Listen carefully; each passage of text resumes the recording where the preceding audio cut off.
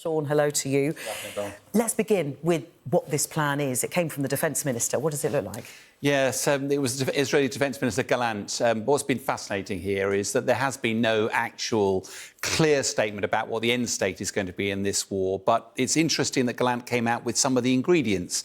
What was most interesting, I think, from my perspective, was that he was talking about Gaza being ultimately run by the Palestinians.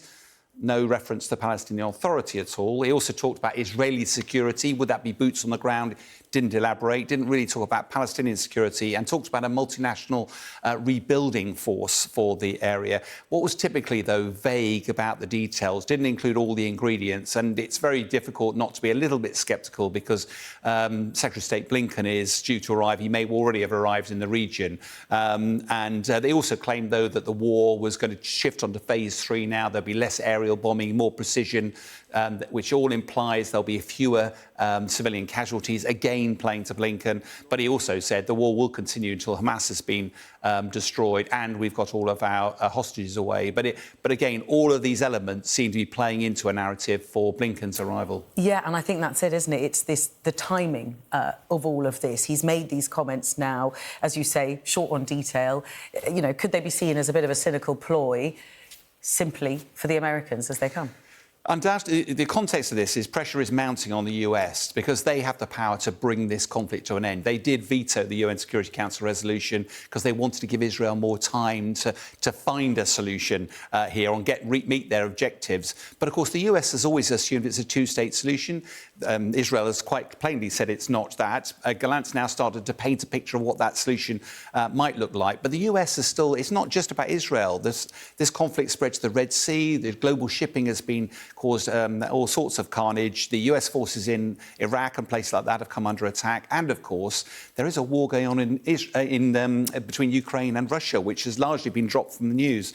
So Secretary of State Blinken's his fourth visit since the 7th of October.